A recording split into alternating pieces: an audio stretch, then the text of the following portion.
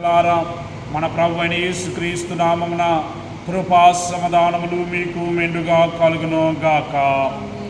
దేవుని యొక్క వాక్యము చదువుదాము. యోహాను రాసిన మొదటి పత్రిక 3వ అధ్యాయము 12వ వచనము చదువుదాము. యోహాను రాసిన మొదటి పత్రిక 3వ అధ్యాయము 12వ వచనము చదువుదాము. మనము కయీను వంటి వారమై ఉండరాదు. వాడు దుష్టుని సంబంధి అయి తన సహోదరుని చంపెను. వాడతనిని ఎందుకు చంపెను? తన క్రియలు చెడ్డవియు తన సహోదరుని క్రియలు నీతి గలవినయుండెను. తన క్రియలు చెడ్డవియు తన సహోదరుని క్రియలు నీతి గలవినయుండెను గనుకనే గదా. ఆమేన్. ప్రియమైన దేవుని పిల్లలారా, గమనించండి. మనము చదివిన ఆది కాండము 4వ అధ్యాయములో ఇక్కడ యోహాను రాసిన మొదటి అధ్యాయము 3వ అధ్యాయం 12వ వచనంలో ఇద్దరు సహోదరులను గురించి వ్రాయబడినది. వారి పేరు కయీను, హేబేలు. ప్రియమైన దేవుని పిల్లలారా, ఆది యందు దేవుడు భూమి ఆకాశములను సమస్త సృష్టిని కలుగు చేసెను. ఆ తరువాత నరుని కలుగు చేసెను. ఆ నరుని ప్రకటిమకలో నుండి స్త్రీని కలుగు చేసెను. దేవుడు ఆదాము అవలను కలుగు చేసి ఉన్నారు. అయితే ప్రియమైన దేవుని పిల్లలారా, ఆదాము అవలకు ఇద్దరు కుమారులు పుట్టి ఉన్నారు. వారిలో ఒకని పేరు కయీను, రెండవ వాని పేరు హేబేలు. ప్రియమైన దేవుని పిల్లలారా, వాక్యములో మనం చూసినప్పుడు దేవుడు హేబేలును అతని కానుకను లక్ష్య పెట్టెను. అలాగే కయీను యొక్క కానుకను లక్ష్య పెట్టలేదు అనే మాట మనము చదువుచున్నాము. ప్రియమైన దేవుని పిల్లలారా, గమనించండి. చాలామంది కూడా మేము కానుకలు ఇస్తూ ఉన్నాము, మేము దశమ భాగాలు ఇస్తూ ఉన్నాము, దేవుని కొరకు ఇది చేస్తూ ఉన్నాము, అది చేస్తూ ఉన్నాము అంటారు. చాలా సంతోషము. అయితే మీరిచ్చే కానుకలు దేవుడు లక్ష్య పెడుతూ ఉన్నాడా, దేవుడు అంగీకరించుచున్నాడా అనే విషయాన్ని కూడా మనం ఆలోచన చేయాలి. ప్రియమైన దేవుని పిల్లలారా, దేవుడు హేబేలు యొక్క అర్పణను ఎందుకు అంగీకరించెను, కయీను యొక్క అర్పణ ఎందుకు అంగీకరించలేదు అని కనుక మనము ఆలోచన చేస్తే, హేబేలును గూర్చి మీ యొక్క పరిశుద్ధ గ్రంథము తెలియచేసే మాట ఏంటంటే, హేబేలు యొక్క క్రియలు నీతి గలవేయున్నవి. అతడు నీతిమంతుడని దేవుని చేత సాక్ష్యము పొందినాడు. బోలో యేసు మహారాజుకి. యేసుక్రీస్తు ప్రభువు కూడా మత్తయి సువార్త 23వ అధ్యాయము 35వ వచనంలో ఈ యొక్క హేబేలును గురించి మాట్లాడుతూ నీతిమంతుడైన హేబేలు రక్తము అని పలికి ఉన్నారు. ప్రియమైన దేవుని పిల్లారా, దేవుని యొక్క వాక్యంలో రాయబడిన మాట, నీతిమంతుడు విశ్వాస మూలముగా జీవించును. నీతిమంతుడు చెప్పండి, విశ్వాస మూలముగా జీవించును. ప్రియమైన దేవుని పిల్లార, యొక్క హేబేలు నీతిమంతుడై దేవుని యందు భయభక్తులు కలిగి ఉండటాన్ని బట్టి అతని సహోదరుడైన కయీనుకు కోపం వచ్చి హేబేలును పొడిచి చంపాడు. హేబేలు యొక్క రక్తము భూమి మీద కార్చబడింది. అయితే ఈ యొక్క కయీను అనుకుంటున్నాడు హేబేలు చనిపోయాడని, కానీ దేవుడు అంటున్నాడు హేబేలు ప్రార్థన చేస్తూ ఉన్నాడు. బోలో యేసు మహారాజుకి. దేవుని యందు విశ్వాసముంచిన ఈ హేబేలే ఏం చేస్తూ ఉన్నాడు? చనిపోయినను విశ్వాసమును బట్టి మాటలాడుచుండెను. చనిపోయినను విశ్వాసమును బట్టి మాటలాడుచుండెను. ప్రియమైన దేవుని పిల్ల, దేవుని యొక్క వాక్యము చదవండి. మీరు దేవుని యొక్క వాక్యము చదివితే ఈ విషయాలన్నీ మీకు అర్థమవును. హెబ్రీలకు రాసిన పత్రిక 11వ అధ్యాయము 4వ వచనము. హెబ్రీలకు రాసిన పత్రిక 11వ అధ్యాయము 4వ వచనము. ఇక్కడ మనం చూస్తే ప్రియమైన దేవుని పిల్లలారా, గమనించండి. విశ్వాసమును బట్టి హేబేలు కయీను కంటే శ్రేష్టమైన బలి దేవునికి అర్పించెను. దేవుడు అతని అర్పణలను గూర్చి సాక్ష్యమిచ్చినప్పుడు అతడు ఆ విశ్వాసమును బట్టి నీతిమంతుడని సాక్ష్యము పొందెను. అతడు మృతి పొందియు ఆ విశ్వాసము ద్వారా మాటలాడుచున్నాడు. ఎవరు మాట్లాడుచున్నారు? ఎవరు మాట్లాడుచున్నారు? హేబేలు. దేని ద్వారా? విశ్వాసము ద్వారా. ప్రియమైన దేవుని పిల్లారా, దేవుడు ఈ యొక్క హేబేలును గూర్చి ఇచ్చిన సాక్ష్యము ఇతడు నీతిమంతుడని. అలాగే ప్రియమైన దేవుని పిల్లారా గమనించండి, ఆ యొక్క హేబేలును గూర్చి వ్రాయబడిన మరి యొక్క మాట, అతడు విశ్వాసయోధుడు. ఈ యొక్క హెబ్రీలకు రాసిన పత్రిక 11వ అధ్యాయానికి పెట్టబడిన పేరు విశ్వాస వీరుల అధ్యాయము. అయితే ఈ యొక్క విశ్వాస వీరుల అధ్యాయంలో మొట్టమొదటిగా విశ్వాస వీరుడని వ్రాయబడిన వాని పేరు హేబేలు. బోలో యేసు మహారాజుకి, బోలో యేసు మహారాజుకి. ప్రియమైన దేవుని పిల్లలు గమనించండి. అలాగే ఈ యొక్క ఆది కాండము 4వ అధ్యాయము 4వ వచనంలో మనం చూసినప్పుడు ఇక్కడ రాయబడిన మాటను చూడండి. హేబేలు కూడా తన మందలో తొలుచూలన పుట్టిన వాటిలో క్రొవ్విన వాటిని కొన్ని తెచ్చెను. చెప్పండి అందరూ, యెహోవా హేబేలును అతని అర్పణను లక్ష్య పెట్టెను. బోలో యేసు మహారాజుకి. ప్రియమైన దేవుని పిల్లలు గమనించండి, ఇక్కడ రాయబడిన ఈ మాటను మీరు ఆలోచన చేయండి. దేవుడు ఏమి లక్ష్య పెట్టారంట? చెప్పండి. హేబేలును అతని అర్పణను. అంటే హేబేలు మొట్టమొదట దేవునికి తన్ను తాను సమర్పించుకున్నాడు. తరువాత అర్పణ సమర్పించి ఉన్నాడు. మనము కొరింథీయులకు రాసిన 2వ పత్రిక ఆ యొక్క 8వ అధ్యాయంలో చూసినప్పుడు మాసిదోనియా సంఘముల వారు మొదట తమను తాము దేవునికి సమర్పించుకున్నది. బోలో యేసు మహారాజుకి. మీ శరీరములను సజీవ యాగముగా దేవునికి సమర్పించుకున్నాడని వాక్యం తెలియజేస్తూ ఉన్నది. మరి మీరు దేవునికి సమర్పించుకున్నారా?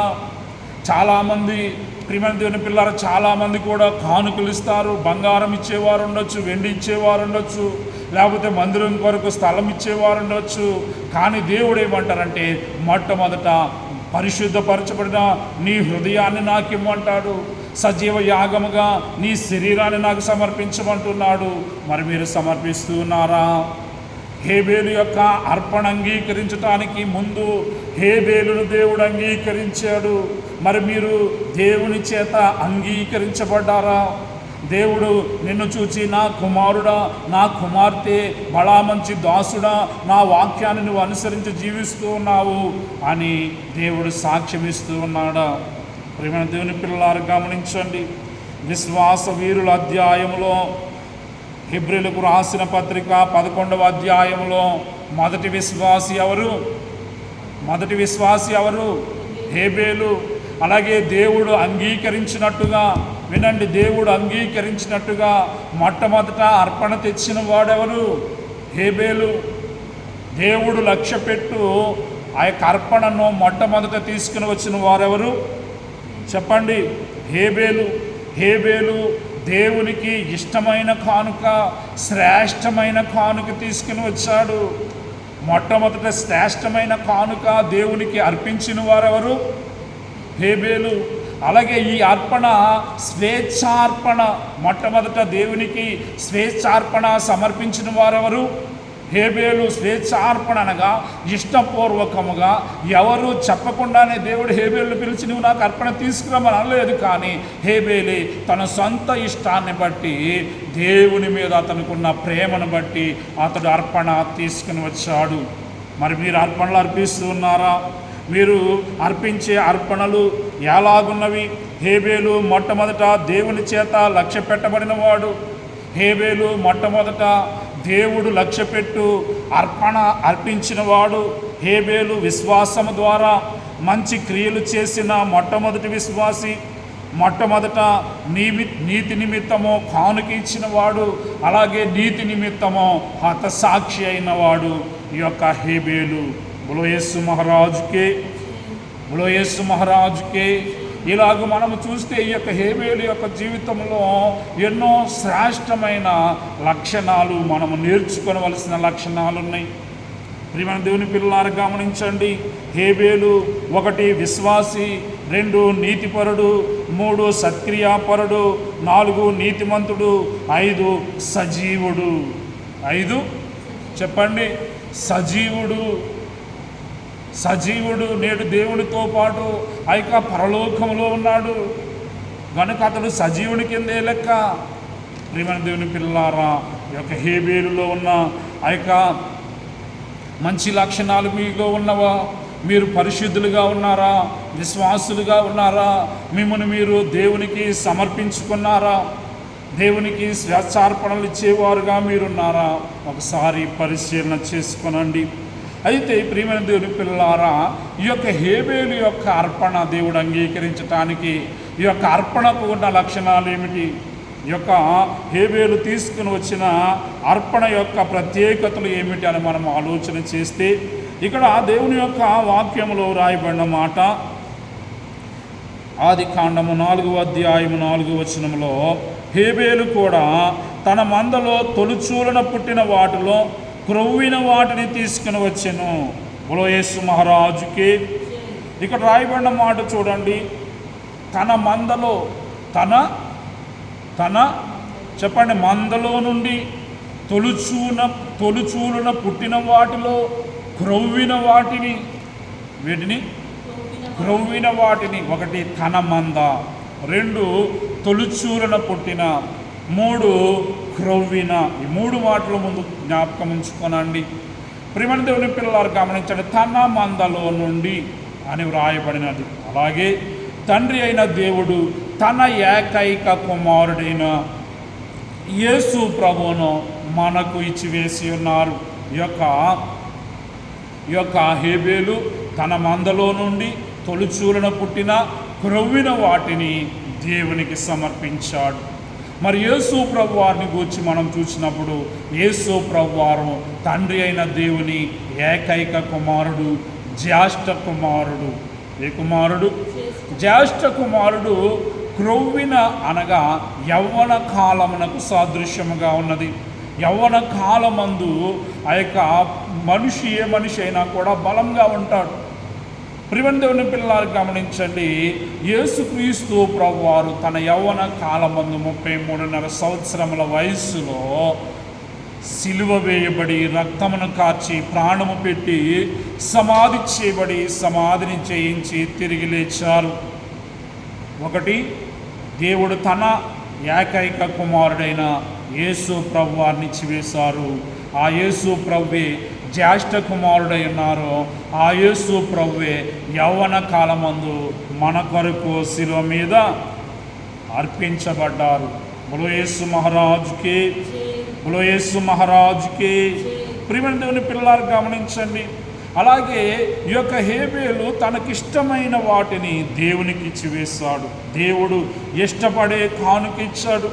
హెబ్రీలకు రాసిన పత్రికలో మనం చూస్తే శ్రేష్టమైనది, చదవండి ఒకసారి. హెబ్రీలకు రాసిన పత్రిక 11వ అధ్యాయము.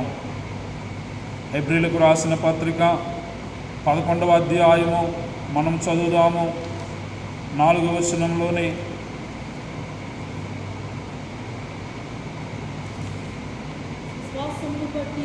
విశ్వాసమును బట్టి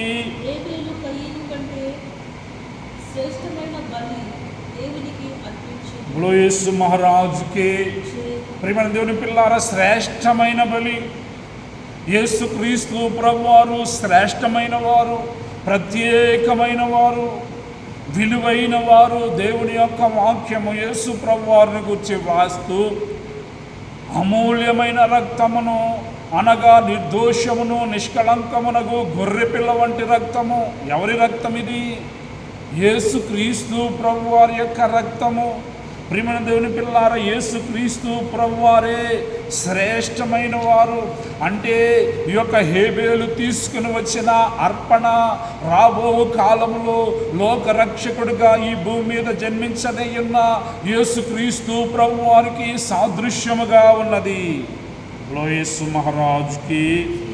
ప్రియమైన దేవుని పిల్లారా, శ్రేష్టమైన కానుక ఇవ్వాలని హేబేలునకు ఎవరు చెప్పారంటే, హేబేలునకే, ఆ యొక్క హేబేలు యొక్క జ్ఞానమునకే ఆ విషయం అందింది. కొంతమంది ఏమంటారంటే, మనిషికి ఇంగిత జ్ఞానం ఉండాలండి అంటారు. ఏ జ్ఞానం అంట? ఇంగిత జ్ఞానం అంటే కొన్ని విషయాలు ఎవరూ చెప్పకుండానే మనిషి తనంతట తాను జరుగుతున్న విషయాలను చూస్తూ అర్థము చేసుకోవాలి. ప్రియమైన దేవుని పిల్లల యొక్క హేబేలు దేవునికి అర్పణ ఇవ్వాలనుకున్నాడు. అది ఎటువంటి అర్పణ అయి ఉండాలి? ఏమి తీసుకుని వెళ్ళాలి? నేను తీసుకుని వెళ్ళే అర్పణ దేవుడు అంగీకరించాలంటే ఆ అర్పణ ఎటువంటిదై ఉండాలి అనబడే ఆలోచన చేసి ఉంటాడు. అప్పుడు ఆలోచన చేసినప్పుడు నేను మంచిది, నాకున్న దాంట్లో మంచిది దేవునికి ఇవ్వాలి, మంచి అర్పణ నేను దేవునికి ఇవ్వాలి అనే ఆలోచనలో నుండి పుట్టినదే ప్రియమైన దేవుని పిల్లలు గమనించండి ఈ యొక్క శ్రేష్టమైన అర్పణ. మరి ఒకసారి చెప్తూ ఉన్నాను వినండి. హేబేలు తీసుకుని వచ్చిన అర్పణ ఎలా ఉందంటే తన మందలో నుండి తొలుచూలున పుట్టిన వాటిలో నుండి క్రొవ్విన వాటిని కొన్ని దేవునికి అర్పించాడు. ఈ తండ్రి అయిన దేవుడు తన ఏకైక కుమారుడైన యేసు ప్రభువును మనకిచ్చి వేశారు. ఈ పరిశుద్ధ గ్రంథం ఏమంటుందంటే ఆ యేసు ప్రభువే జ్యేష్ఠ కుమారుడు అంటూ ఉన్నది. ప్రియమైన దేవుని పిల్లల తొలిచూరున అనేది జ్యేష్ఠ కుమారునికి సాదృశ్యముగా ఉన్నది. అలాగే క్రొవ్వున అనేది ప్రియమైన దేవుని పిల్లల యేసు ప్రభు వారు కూడా బలము కలిగిన వాడు, ఆయనే ధీరుడు అని మనము పాడుకుంటూ ఉంటాము. ధీరుండై దీనుండై దారుణ్య పాపా రంబు మోసెను సోదరా. ధీరుండై దీనుండై దారుణ్య పాపా రంబు మోసెను సోదరా. ఆయన ధీరుడు గనుక, బలవంతుడు గనుక ఈ లోక పాపములన్నిటినీ మోసివేసి ఉన్నారు. ప్రియమైన దేవుని పిల్లలు, లోక పాపములను మోసుకొని పోవు దేవుని గొర్రెపిల్ల అని పిలువబడ్డారు యేసు ప్రభువు. కాబట్టి ఆయనే బలమైన వారు. ఎవరైనా బలమైన వారు. ప్రియమైన దేవుని పిల్లారా, మనము ఆయన బలమును పొందుకోవాలి. వాక్యములు రాయబడి ఉన్నది, ప్రభు యొక్క మహాశక్తిని బట్టి బలవంతులయ్యుండుడి. నీవు బలహీనుడవై ఉండొచ్చు, నీలో జ్ఞానం లేకపోవచ్చు, కానీ నీవు దేవునిని అడిగితే ఆయన నీకు బలమునిస్తారు, జ్ఞానమునిస్తారు, శక్తినిస్తారు. అందుకే దైవజనులు దేవదాసయ్య గారు ఒక పాట రాస్తారు. అందులో ఏముంటుందంటే, పాపాలను గెలిచిన ప్రభు యేసుని అడిగిన పాపాలను ఓడించు బలమునిచ్చి నీకు, వ్యాధులను జయించిన ప్రభు యేసుని అడిగితే వ్యాధులను జయించే శక్తిని నీకు ఇస్తారు.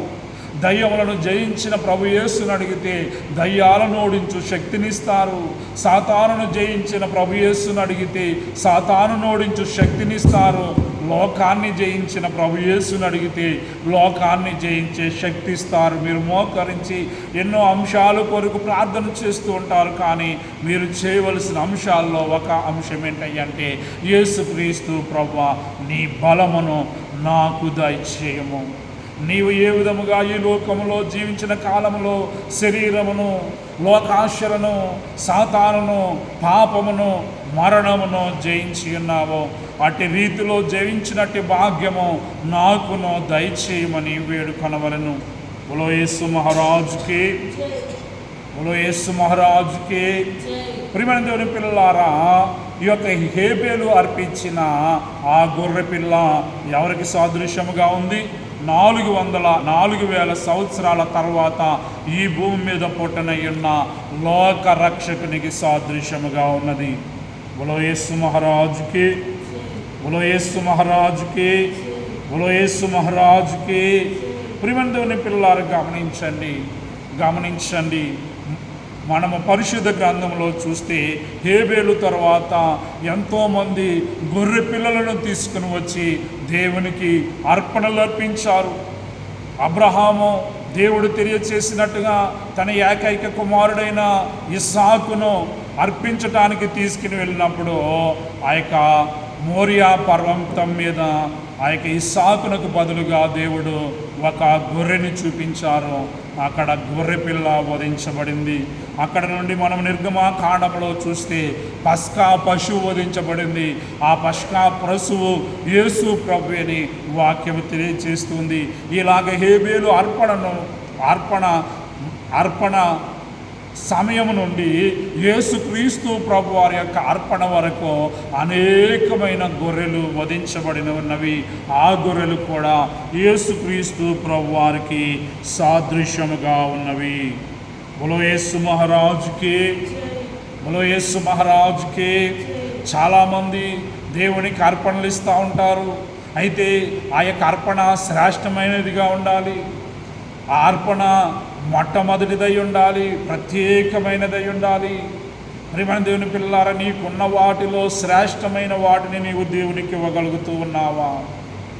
గమనించండి. అలాగే ఈ యొక్క హేబేలు ఎవరు అతనిని బలవంతం చేయలేదు, తనకు తానుగా దేవునికి అర్పణ తీసుకుని వచ్చారు. మరి మీరు మీ సొంత బుద్ధిని బట్టి, సొంత శక్తిని బట్టి, సొంత జ్ఞానమును బట్టి, సొంత మనస్సాక్షిని బట్టి దేవునికి అర్పణలు అర్పిస్తూ ఉన్నారా? దేవుని యొక్క వాక్యం ఏమంటుందంటే, సంతోషముగా ఇచ్చడి వారిని దేవుడు దీవిస్తారు, సణుగు కొనకయు బలవంతముగా కాకయు. ఒకసారి చదవండి. కొరింథీయులకు రాసిన 2వ పత్రిక 9వ అధ్యాయము. కొరింథీయులకు రాసిన 2వ పత్రిక 9వ అధ్యాయము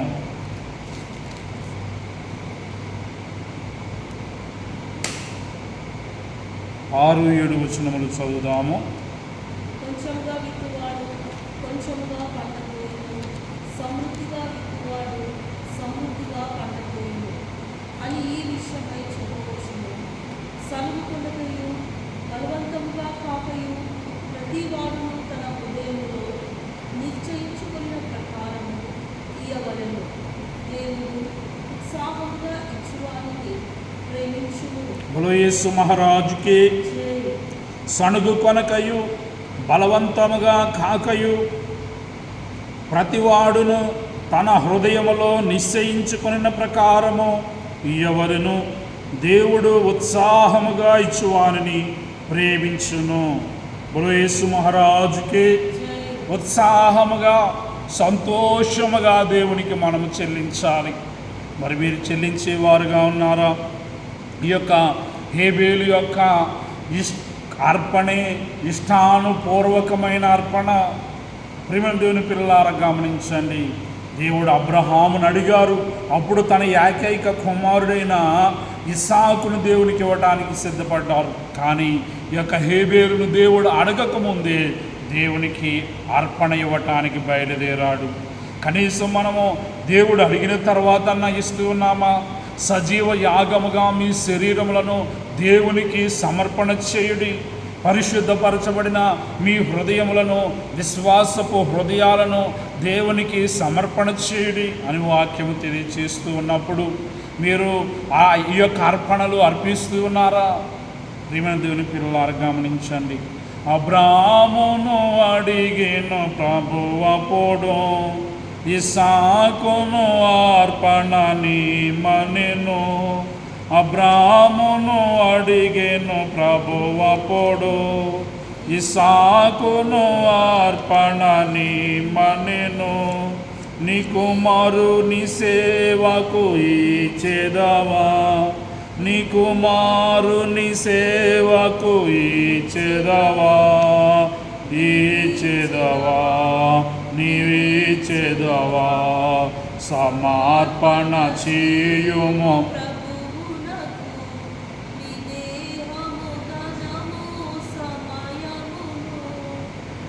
ప్రియము దేవునికి హేబేలు బలి, ప్రియము దేవునికి హేబేలు పని బలి, హేయము కయ్యను నీ అర్పణము, హేయము కయ్యను నీ అర్పణము. కళంకము కల్మషమంట నీవిచ్చెదవా, కళంకము కల్మషమంట నీవిచ్చెదవా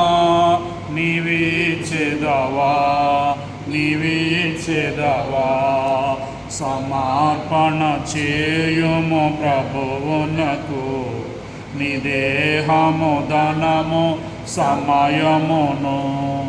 అబ్రామును నీ దేహము దేవుని ఆలయము, నీ దేవుడు మలచిన మందిరము. నీ దేహము దేవుని ఆలయము, నీ దేవుడు మలచిన మందిరము. సజీవయగముగా నీచెదవా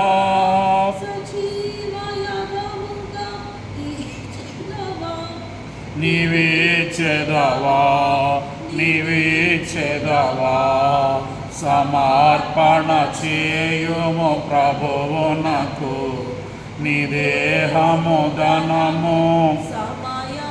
యేసు మహారాజ్కి. ప్రియమైన దేవుని పిల్లలారా, మనం పరిశుద్ధ గ్రంథంలో చూస్తే పాత నిబంధనలో అర్పించబడిన బలులు కానీ ఆ యొక్క అర్పణలు కానీ క్రొత్త నిబంధనలో అర్పించబడిన ఉన్న యేసుక్రీస్తు ప్రభువారికి సాదృశ్యముగా ఉన్నాయి. ఆ యొక్క పాత నిబంధనలో హేబేలు అర్పించిన అర్పణ ఛాయారూపకమైనదైతే అసలైన అర్పణ యేసుక్రీస్తు ప్రభువే. యేసు మహారాజుకి.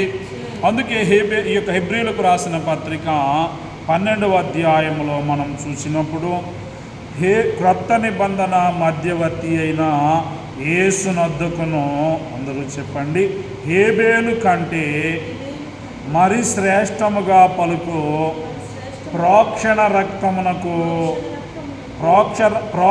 రక్తమునకును మీరు వచ్చి ఉన్నారు. ప్రియమైన దేవుని పిల్లారా, హేబేలు అర్పించిన అర్పణ దేవుడు అంగీకరించారు. అయితే హేబేలు యొక్క అర్పణ కంటే మరింత శ్రేష్టమైన అర్పణ, మరింత శ్రేష్టమైన రక్తమును దారపోసిన వారు యేసుక్రీస్తు ప్రభువే. యేసుక్రీస్తు ప్రభు వారి యొక్క రక్తమును గురించి మనం ఆలోచన చేసినప్పుడు ఈ పరిశుద్ధ బైబిల్ గ్రంథం ఏమంటుందంటే, అమూల్యమైన రక్తము, నిర్దోషమైన రక్తము, నిష్కళంకమునగు గొర్రెపిల్ల వంటి రక్తము. ఏ రక్తము? గొర్రెపిల్ల వంటి రక్తము. ప్రియమైన దేవుని పిల్లారు గమనించండి. అందుకే భక్తులైన వారు ఏమంటారంటే, యేసుక్రీస్తు ప్రభువా, నాపై నీవు చూపిన ప్రేమను బట్టి నీకు స్తోత్రాలు. నీవు నీ యొక్క శిలువ రక్తమును దారపోసి నన్ను రక్షించి ఉన్నావు. అయితే నీవు చేసిన యొక్క గొప్ప కార్యానికి, నీవు చూపిన ప్రేమకు నేనేమిచ్చి నీ యొక్క రుణమును తీర్చలేను. నీ యొక్క రుణమును నేను ఎన్నటికీ తీర్చలేనని తెలిసి కూడా నా కొరకు సిలువ వేయబడి రక్తము కార్చి ప్రాణం పెట్టావే. నన్ను ఇంతగా ప్రేమించటానికి కారణం ఏంటి? ఎందుచేత ఈ పాపిపై ఇంత ప్రేమ అని భక్తులు కన్నీళ్లు కార్చి తమను తాము దేవునికి సమర్పించుకున్నారు. అందుకే దైవజనులు దేవదాసయ్య గారు రాసిన కీర్తనలో, నీకు ఏమి ఇవ్వగలను లోకా స్రష్ట ప్రియుడా జనక, నీకు ఏమి ఇవ్వగలను లోకా స్రష్ట ప్రియుడా జనక, నాకు జీవాడికి ఏ కొదువా లేకుండా దయా చేయుము దేవా, నాకు జీవాడికి కొదువా లేకుండా దయా చేయుము దేవా, నీకు ఏమి ఇవ్వగలను జీవమును నా జీవంబునకై సిల్వాపై అర్పించిన యేసు, జీవమును నా జీవంబునకై సిల్వాపై అర్పించిన యేసు, దేవా నేను నీ రుణము తీర్చగలనా ఎన్నటికైనా దేవా నేను నీ రుణము తీర్చగలనా ఎన్నటికైనా నీకు ఏమి ఇవ్వగలను ఇందుచేత ఈ పాపిపై ఇంత ప్రేమ ఉండగలదో ఎందుచేత ఈ పాపిపై ఇంత ప్రేమ ఉండగలదో డెందామో గ్రహింపలేదు వందనమే మానుయేలా డెందామో గ్రహింపలేదు వందనమే మానుయేలా నీకు ఏమి ఇవ్వగలను లోక స్రష్ట ప్రియుడా జనక తనువంతటిని కిచ్చివేయో ధర్మగుణము దయచేయుము తనువంతటిని కిచ్చివేయు ధర్మగుణము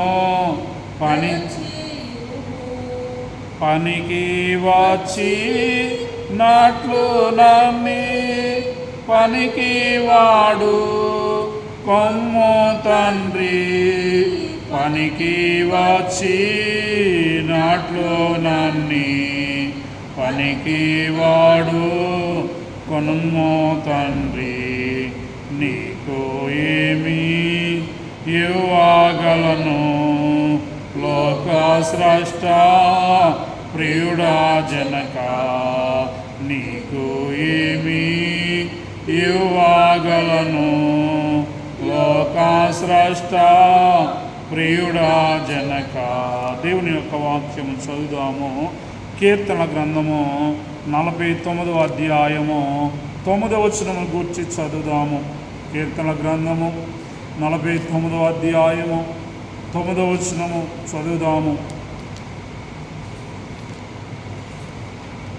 ఇక్కడ ఒక ప్రాముఖ్యమైన మాట యేసుక్రీస్తు ప్రభువారిని గురించి వ్రాయబడిన ఈ మాట మనం పరిశుద్ధ గ్రంథంలో చూసినప్పుడు యేసు ప్రభువారు ఏమన్నారయ్య అంటే, నేను ఈ లోకమునకు పరిచర్య చేయించుకున్నటకు రాలేదు, కానీ పరిచర్య చేయుటకును, వినండి చెప్తా ఉన్నప్పుడు, పరిచర్య చేయుటకును అనేకులకు